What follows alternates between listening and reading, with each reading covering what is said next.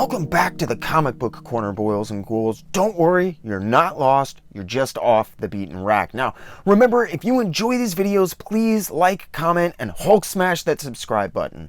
Now, a little while ago, we talked about the Wizard Millennium Edition Alex Ross special, and we did a walkthrough of that. There was some really interesting stuff scattered throughout there, but one thing really stood out to me. It was revealed in a minuscule speck of flavor text that Kurt Busiek, working for Marvel on the Ego title at the time, had hired Alex Ross to complete a story for issue 5 of that series on the merits of his Terminator Burning Earth work.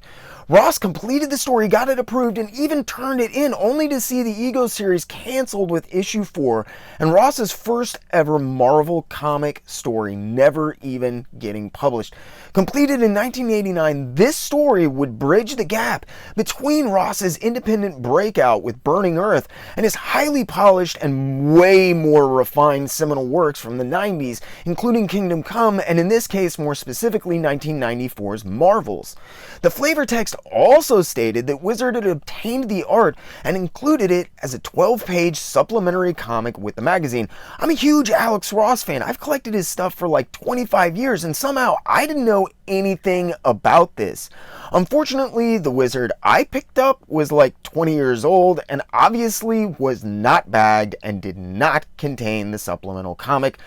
I was on a mission at this point. I needed to read this comic. After coming up empty at all the local shops, I did something I don't always do. I got on eBay. I did find a reasonably priced copy, and this is what we got. Now, I had assumed because this was a Wizard magazine supplement that it would be one of their mini comics, but it isn't.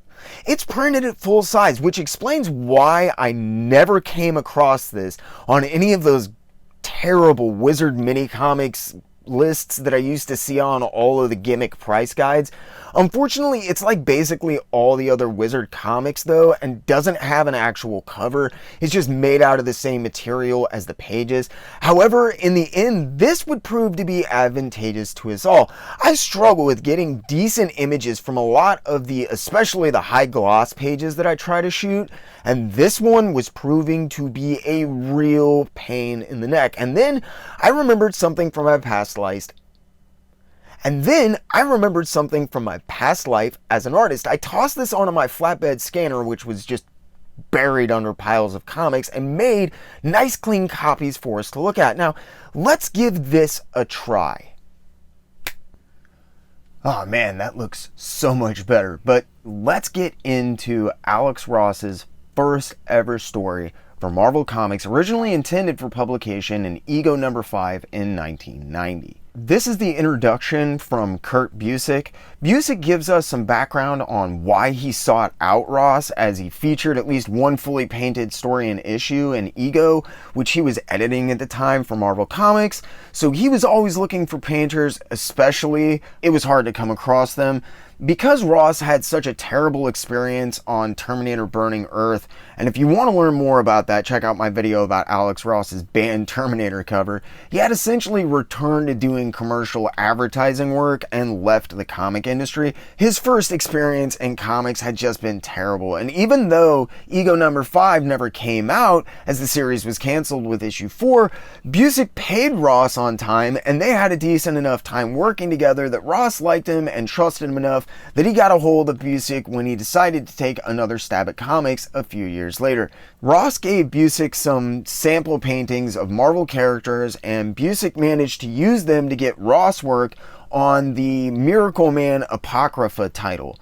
Somehow, these samples got back to Marvel, who then in turn hired Ross to work on an issue of Clive Barker's Hellraiser comic, which went really well. Ross, despite being opinionated and kind of a cut-up at the time, was always a professional and delivered what he promised, and it always looked good.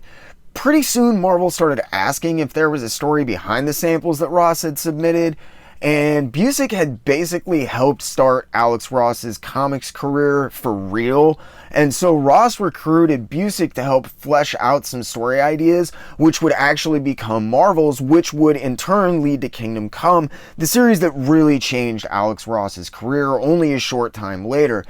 This Ego number 5 story legitimately just got lost in the shuffle and forgotten. It was shoved into a drawer and only had really been recently discovered again around 1999 when the Alex Ross special was published. 10 years after its initial creation for a doomed title, years in drawers, boxes, and other dark places in the Marvel offices, the Deadline story is everything that I hoped it would be.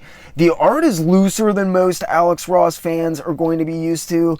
It looks a lot like the Terminator Burning Earth work in a lot of ways, except for the figures. In Burning Earth, it was apparent there was a lot of skill behind the art, but in a lot of ways, the full potential hadn't really been reached.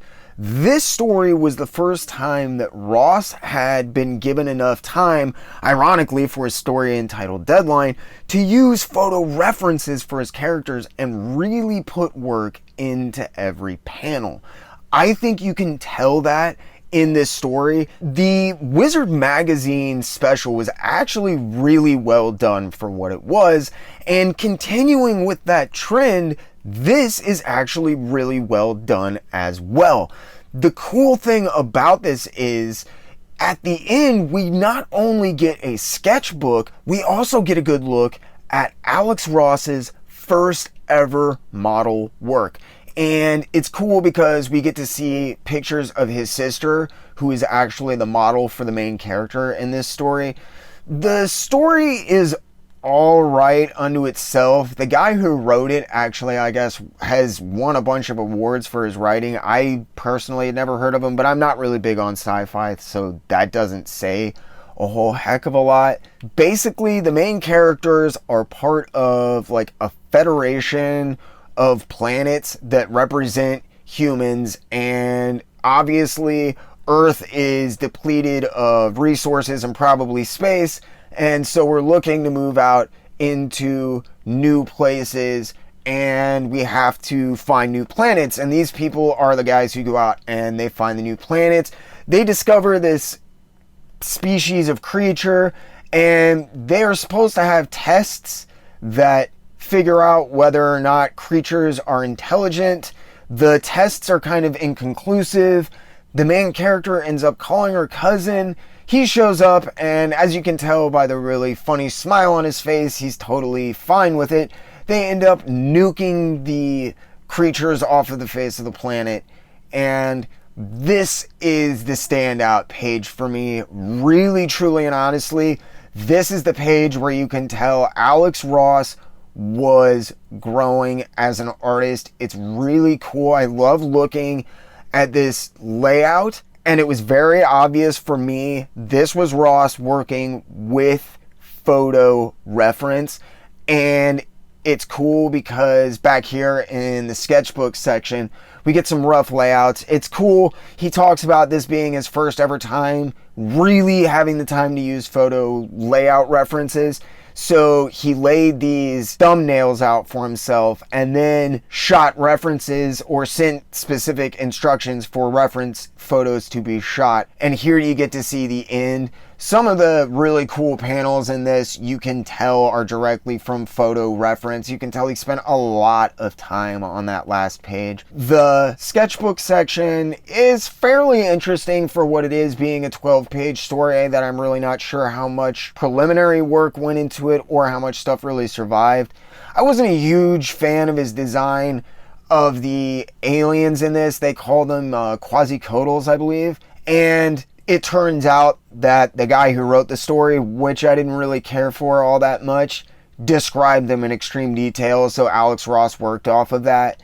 And there are some cool ships, and it turns out that they're basically like all taken from Return of the Jedi, which I thought was like, oh, that's cool, he came off of that. And that's basically that. There's not a whole heck of a lot to it, but there are some real standout pages. This final page where you get to see Alex Ross's real growth as a photo reference artist is extremely interesting. And there are some very nice panel layouts on these heavy dialogue pages. where you can see Ross is working on stuff with multiple characters, multiple shot angles, multiple light sources in a lot of cases, to make these dialogue scenes more interesting to look at. And these would be pivotal in his work on Kingdom Come.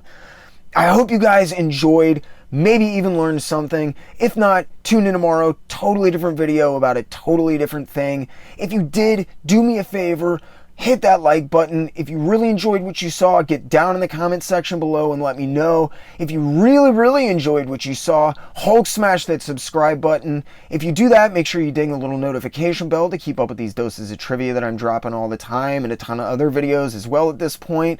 Again, thanks for sticking with me. I really hope you enjoyed, and as always, I really, truly, and honestly ask only two things. Keep hitting those local shops and keep reading comics.